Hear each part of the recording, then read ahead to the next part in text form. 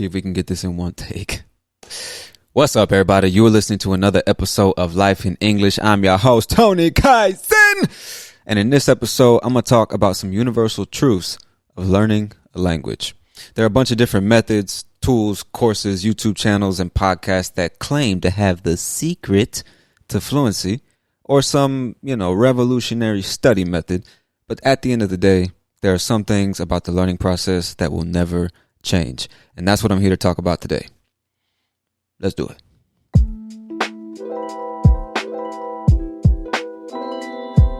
The Life in English podcast is designed to teach you the real American English that you won't learn in school, and it's made possible by the support of our growing community. As a member of the Life in English community, you'll get access to our private English conversation group, bonus podcast episodes with transcripts and vocabulary guides, and you'll be able to sleep at night knowing you're supporting your favorite English teacher. How about that? So for more information about how to join the community, you can visit lifeinenglish.net/VIP. So the first truth I want to share with you is that there's no best way or one-size-fits-all approach to learning a language. Now, unfortunately, there are a lot of snake oil salesmen out there whose entire business is based on convincing you that they have the secret, right? But the truth is, this secret simply doesn't exist. What works for you might not work for somebody else.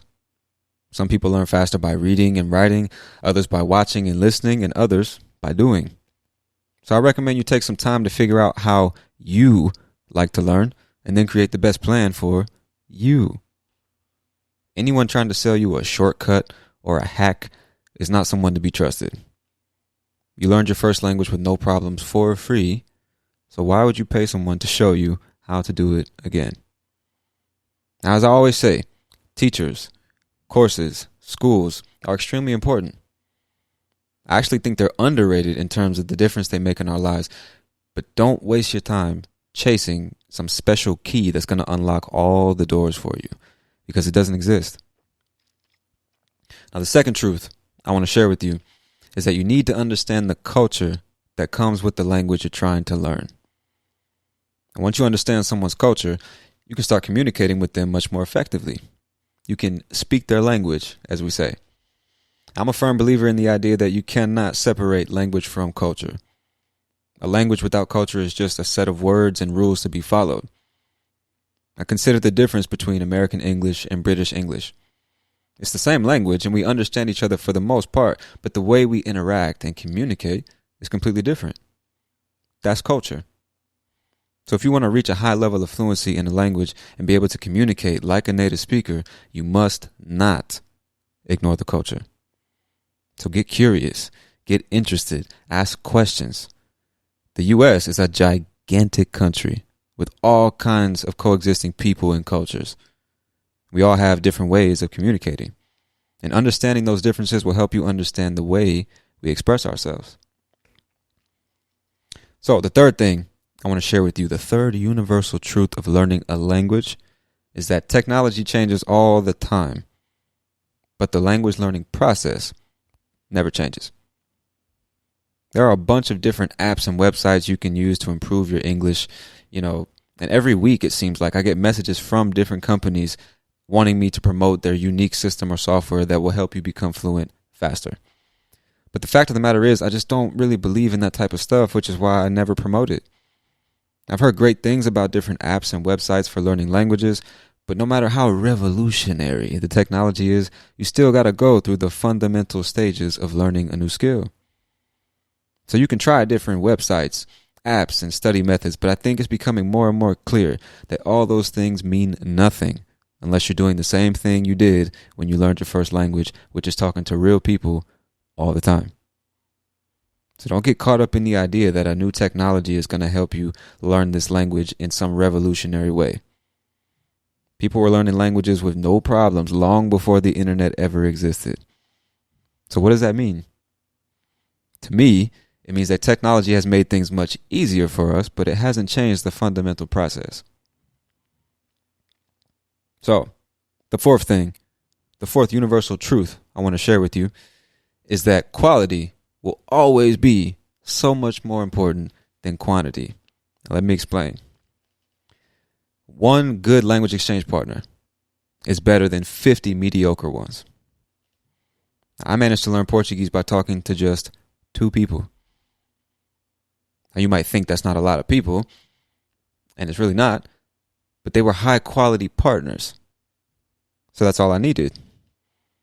I talked to both of them almost every day about all kinds of things: culture, hobbies, money, family, friends, relationships, sex, drug, rock and roll, all types of stuff. We were able to sustain such a productive relationship because we both, or all of us, had the same goals and intentions: learning a language and making friends with real people. I think a lot of people overlook the fact that they're talking to a human being when they do a language exchange. A lot of people simply approach someone and say, "Hey, I'm learning your language. Help me." Or they start a conversation, but they take absolutely no interest in the person they're talking to. Each person is a universe to be explored, so to speak. Now, although some are relatively more interesting than others, you should understand that you will never find a quality partner if you have no interest in meeting and understanding new people. You'll also never find a quality partner if you don't become a quality partner yourself. I'm definitely going to talk more about this in future episodes, but for now, just understand that it's not how many people you're talking to. It's how often you're talking to them and what you're talking about. The 5th universal truth I want to share with you is that this build it and they will come strategy is a terrible mindset to have, a terrible strategy to employ. Now, a lot of experienced entrepreneurs and business people are probably familiar with this fallacy. It comes from the movie Field of Dreams, in which this farmer who has fallen on hard times has a vision of a baseball field, and he believes that building this field will be a great way to host baseball games and thus make money. He then heard this voice in his head that said, "If you build it, they will come." Now, his family and friends thought it was a horrible idea and they begged him not to do it, but he did it anyway. And slowly but surely, people start coming to his field, and his family believes in his vision. He's making money and things like that. He convinces them. So the idea here is that you can work on a product, make it perfect, and eventually release it to the world fully baked, totally polished. And somehow, the world will then find your product, recognize the obvious need for it, and then beat the proverbial path to your door begging you to take their money. That's a romantic story for a movie, but it's far from how things work in real life. You need to attract people. And simply saying, "Hey everyone, I'm learning English," is not attractive at all. It's the same thing as walking down the street and telling a random group of people that you have a business. Imagine that for a second. You're just walking down the street minding your own business, and a stranger comes up to you and says, "Hey stranger, I've got a business." I'm sure some people might get curious and ask questions, but most people would be like, "Okay, so what?" Most people's natural reaction would be, "Why should I care?" Right? If people don't have a reason to care, they won't be interested. So how do you attract people and get them interested? That's the question.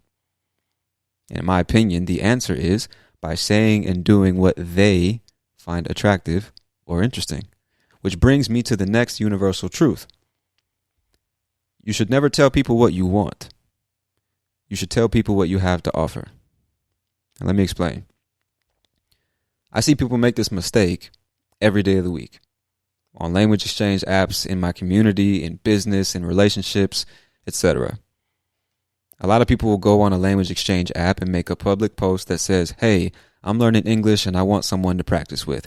If you're serious, then send me a message." But the reality of life, business, and language exchanges is that nobody cares what you want. People care about what you have to offer them. So what part of that message communicates what you can offer me in a language exchange with you? I don't care if you're learning English. I don't care if you need a partner. And frankly, I'm put off by the arrogant tone of your message when you say, "If you're serious, then send me a message." So what reason would I have to send you a message? What part of that message makes me think I would enjoy spending time with you? And why do I have to come to you when you're the one who needs something? You got to understand that you're in the business of solving problems in life, in business, and in a language exchange. You're a problem solver, or you should be. During a language exchange, your job is to help someone else improve their ability to communicate, and their job is the same. A common issue I see is that a lot of people think it's a 50-50 exchange. I give you 50% of my effort, and you give me 50% of yours, right? 50 plus 50 equals 100, right? Wrong. If I give you 50 and you give me 50, then we both end up with the same fucking 50. Any healthy relationship, any productive relationship is 100-100. I give 100% of my effort and you give 100% of yours, and that way we both end up with 100%. Both of our problems get solved in this mutually beneficial relationship. Hopefully you can understand the metaphor. So if you can't solve someone's problem, then they have no reason to deal with you. If the restaurant has no food, I'm going to go to another restaurant. If there's nothing interesting to watch on YouTube, I'm going to get on TikTok. If you can't help me improve my English, I'm going to talk to someone else. So be a painkiller, not a vitamin. This is a brilliant concept that I got from a guy named Mike Morrison. He's the host of the Membership Guys podcast, and I've been listening to him a lot lately because I want to learn more about how to build and operate a great membership business. And his idea is that if you want to successfully run a thriving business, whatever your business offers has to be a painkiller and not a vitamin. Because vitamins are simply nice to have. They're not essential to our daily existence. Like, we know we should take them, but some of them are nasty. Some of them are too hard to swallow. Some of them are expensive. And most of all, it's not something we ever feel that we need. Painkillers, on the other hand, are something you must have. When you got a debilitating migraine or an excruciating toothache, the only thing on your mind is getting the pain to stop. In other words, the only thing on your mind is a painkiller. If the pain is bad enough, you don't even care how much the painkiller costs. You'll do or pay whatever is necessary to stop the pain. So think about that in the context of looking for a language exchange partner. You have to understand the true pain points of looking for a quality language exchange partner. For example, having to deal with people who can't hold a conversation, or people who have ulterior motives, most of the time sexual ulterior motives, right? People who don't have time for you or are always inconsistent with you, or having to waste time talking to person after person after person, but never having a real connection with any of them. These are the pain points of trying to find a language exchange partner. Everyone experiences this, right? So first, you've got to learn how to solve those problems for your partner. Then you got to learn how to communicate the fact that you can solve those problems for your partner, because it doesn't matter how great you are if no one knows you're great, right? Now, I can't guarantee that this approach will eliminate all the difficulties of finding a language exchange partner, but I speak from experience when I say that taking this approach makes the process a lot easier and a lot more enjoyable. All right, the next universal truth I want to share with you is that trust is one of the most important things in any relationship. People do business with other people that they know, like, and or trust, right? People get into relationships with people they know, they like, and they trust. People spend time with people they know, they like, and they trust. You see what I'm saying?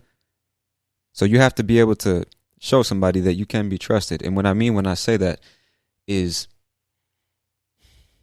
don't say or do things that you wouldn't want somebody saying or doing to your boyfriend or your girlfriend or your mother or your grandmother or something like that.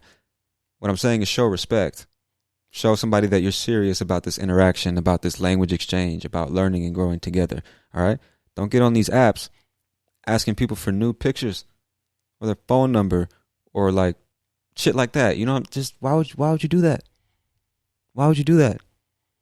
People on these apps, and you know, I'm generalizing, but especially girls get on these apps and like all day, every day, they get all kinds of messages from untrustworthy people who have ulterior motives and just want to waste their time. They're not serious about a language exchange. It happens to guys too. Trust me, I know, but I'm generalizing here just for my example. So in that case, if you already know one of the pain points is having to deal with untrustworthy people with ulterior motives who are just here to waste your time, you need to show that you are not one of those people, that you can be trustworthy, that you're here to be serious and show up consistently, and that you're a good listener, you're open-minded, you're going to bring your own doubts and questions and subjects to the conversation, right? You can be trusted. You're a serious language exchange partner that just wants to practice language and make friends. And you're going to give 100% and you expect the same thing in return. You can count on me, right? You have to be able to show that and communicate that. I know it's easy for me to say that without maybe teaching you or giving you clear examples, but hopefully you get the idea. People do business with, get in relationships with, and communicate with people that they know, they like, and they trust. Now, you're not going to know everyone. Not everyone is going to like you. And even if you're a saint, a trustworthy person, not everyone is going to trust you. That's fine. But I'm saying you increase your chances of becoming fluent, actually learning the language, by finding a partner. And you increase your chances of finding a partner by showing your partner that you are a quality partner, a trustworthy partner, a dedicated partner. See what I'm saying? So just something to think about. Now, the last universal truth I want to share with you in this episode is that a satisfied partner is a long-term partner. And what I mean when I say that is, if you're giving your partner everything they need in terms of support, you're making conversation with them, you're correcting their mistakes, answering all their questions, you're consistently talking to them during the week and stuff like that, you're being a great partner, basically. Your partner is going to be satisfied, more than likely, right? If you're helping them in every way you can, and you're really helping them improve and understand things better, they're going to be satisfied. And when they are satisfied, they want to talk to you more. They want to keep talking to you, because that's another problem that we all face, right? We might find somebody, start a conversation with them, and even if we talk for a few days or a few weeks, a lot of times you just lose touch with people for whatever reason. You weren't helping them the way that they needed, or they weren't helping you the way that you needed. But the point is, a lot of times people ghost you or just disappear, stop responding to your messages or phone calls because something about the interaction was not satisfying them. They weren't getting what they wanted or needed from that interaction. So if you can learn what your partner truly needs, how to satisfy those needs in the context of a language exchange, then I think you have a much higher chance of keeping that partner, which means you have a higher chance of consistently practicing your speaking and listening skills, which means you have a higher chance of becoming an advanced speaker or even a fluent speaker. So a satisfied partner is a long-term partner, because this is a long-term game. We're not talking about 30 days to fluency or 90 days to fluency or something like that. Like, learning a language is a process that never ends. It never ends. Even my first language, I learn stuff about my first language all the time. Foreigners teach me stuff about my first language sometimes, or just make me think about things I never considered. You're always learning when it comes to language. It never stops.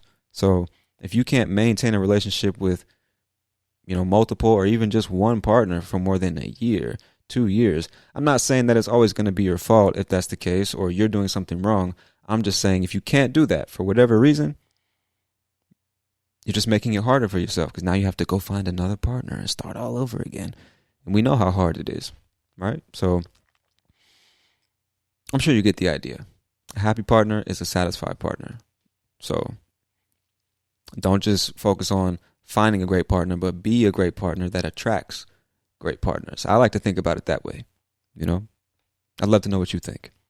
So let me just recap really quickly these, I think, 8 universal truths about learning a language. Number 1, there is no best way or one-size-fits-all way or only way to learn a language. What works for me might not work for you, right? Number 2, you need to understand the culture that comes with the language you are trying to learn. You cannot separate language from culture, especially when you want to learn how to communicate like a native or truly understand what natives mean when they speak, okay? Number 3, technology changes all the time, but the language learning process does not. So this new revolutionary app or website or whatever is cool. It might make it easier for you, but understand, fundamentals are fundamentals. And at the end of the day, you're going to have to do some work. There's no new tech or app that's just going to do this shit for you. You see what I'm saying? Number 4, quality over quantity. One good partner is better than 50 mediocre ones. So learn how to attract, keep, and also be a quality language exchange partner. Number 5, build it and they will come is a terrible mindset and a terrible strategy. Simply saying, hey, I'm learning English, is not interesting or attractive to anyone, at least in my experience, okay? Which takes me to the next point, which is don't tell people what you want. Tell people what you have to offer, okay? I can't guarantee results, but I'm almost positive you will see better results if you focus on what you have to offer and not just what you want from other people, all right? Next is what? Damn, this is a lot right here. Next, trust is like currency. It's one of the most valuable things in any relationship. If somebody feels they can't trust you, you're probably not going to be interacting with that person for very long, or it's not going to be a very positive interaction. So you need to be a person that can be trusted. You need to be trustworthy and also genuinely communicate that or show that through your actions, not just your words. You see what I'm saying? And finally, a satisfied partner is a long-term partner. Learning a language is like a marathon, okay? It's a long-term process. Got to stay dedicated for a long periods of time to really get to a high level and then stay there. You see what I'm saying? So by being a great partner, making sure that your partner gets everything that they need, you increase the chances that they do the same for you, and you guys are helping each other effortlessly for years and years to come. And then it's not even about just language. You just have this great friend, because that's what it's all about, man. You know what I'm saying? So we could go into much more depth about each of these truths, but hopefully this episode has given you a few things to think about. And hopefully you'll be able to apply some of this information and start to see better results in your process. But that's it for now. So if you're still with me at this point, I want to thank you for your time and your attention. I hope you enjoyed the episode. And this is Life in English. I'm your host, Tony Kaizen, and I will talk to you soon. Peace.